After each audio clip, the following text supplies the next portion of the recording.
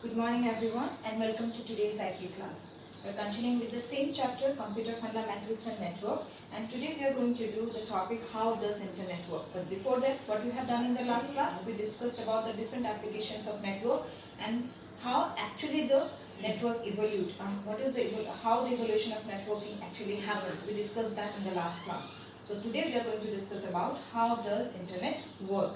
Now before we go to actually how does internet work, let me tell you that the different or innumerous number of computers which are connected to the internet are not actually directly connected to the internet. They are directly or indirectly connected to the internet within a small networks. It means this is one type of network, this is another one type of network. Let me say suppose this is another one type of network and this is another one type of network. So suppose there are four small different types of dissimilar network, that is 1, 2, 3 and 4. So these four dissimilar networks, when they are connected to a backbone structure, then it is called actually how the internet gets connected to, how the computers get connected to the internet. Now here the different networks, how they connected to that central network is through the gateways. This is a new term for you students, gateways. And where they get connected, they connected to the backbone network. So let me first tell you what is gateway actually is. Gateway actually is what? It's a process through which the dissimilar networks get connected. Why dissimilar network? Because when we move further in this chapter, we learned about the different types of topologies in a networking, where we talk about the star topology and bus topology and all that. So these are the different topologies based on which the networking connections are there. So this is one type of network, this is another, this is another, this is another. With the diagram itself, you can identify the networks are of different types. So when these similar networks get connected, they connected through the gateways. So these are all gateways here through which this is next network, this is another one network, this is another one network and this is another one network. How they got connected to the backbone structure. And this backbone is what? This backbone is the central interconnecting structure that connects one or more networks. So these one or more networks, through the gateways, they get connected to this backbone network. So this is how actually the connection happens, and that's why we said that each and every single individual computers are not directly connected to the internet. They are connected through the small networks. My computer or my mobile phone is connected to a small network, and that small network gets largely connected to the backbone network, and thus the internet connection happens. Now after this we are going to discuss about how the internet actually functions. So how internet functions, it means what? Or maybe how networking functions. It's something like if I type on a screen on my mobile phone or on my computer, how are you? Suppose this is the screen where I am working and I typed here, how are you? And I want to send this message to one of my friends. So does the message look anything different, or exactly how I type it goes exactly in that way? Yes, exactly in that way it gets transferred to my friend's system. So what you can say is, I typed a message, I want to send it to one of my friends, and it gets directly to that particular system also without any change, that too also within fraction of seconds. Now how this actually happened? Whatever I typed a small sentence, how are you? When I type this, what in internet, when this is passed through to another one system, what actually happens is, this data gets divided into small packets. Each and every data, whatever data gets transferred over the internet, it gets divided into small packets. It gets divided into small packets. So what will happen is, packets are divided maybe in a way like, this is one packet, this is another one packet, this is another one packet, and suppose this particular part comes in another one packet. So suppose for example, this particular message gets divided into 4 packets. This is packet 1, this is packet 2, this is packet 3, this is packet 4. Actually packets are not numbered as 1, 2, 3, 4, just for the explanation I am explaining this. Now what will happen is, this packet comes with one head and one tail when it has to be transferred over the net. Now what actually happens is this packets comes with one head and with one tail. Now suppose the head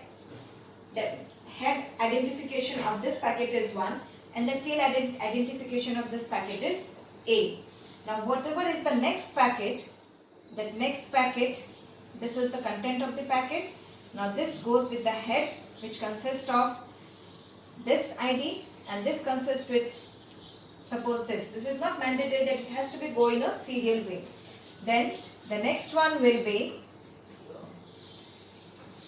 this,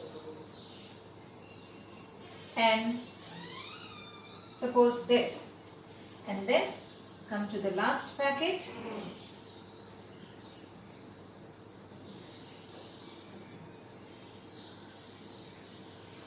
This. Now this identification the user don't have to worry about. This is done by the back office, the internet section. So we don't have to worry about how to give the identification number and all that.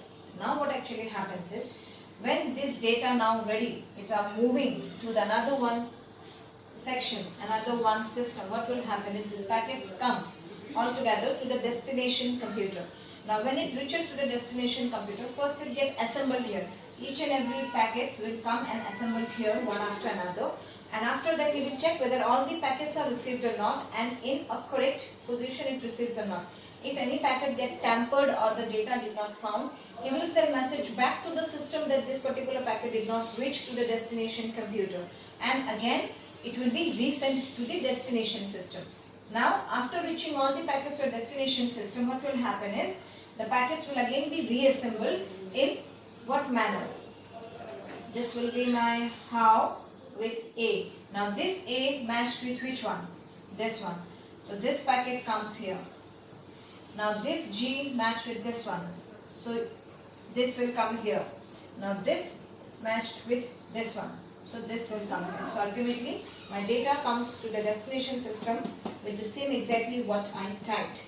So this is how packets reach to the destination computer. It gets reassembled. After that it is checked whether all the packets are reached or not, and after that it gets reassembled again with the matching of the head identification and the tail identification. The tail identification of the first packet with the head identification of the next packet. The tail identification of the next packet with the head identification of the third packet. It will go on serially in this way, and after that it gets arranged in this way, and my data is ready on the destination system. And all these things happens, and how much time it took? Fraction of seconds. So fraction of seconds the computer works, and thus at the end we can say that computer works very fast. This is why from class 2 onwards or class 1 onwards we are learning that computer works really very fast. This is how actually the computer works fast. All these things happens but within a fraction of seconds only.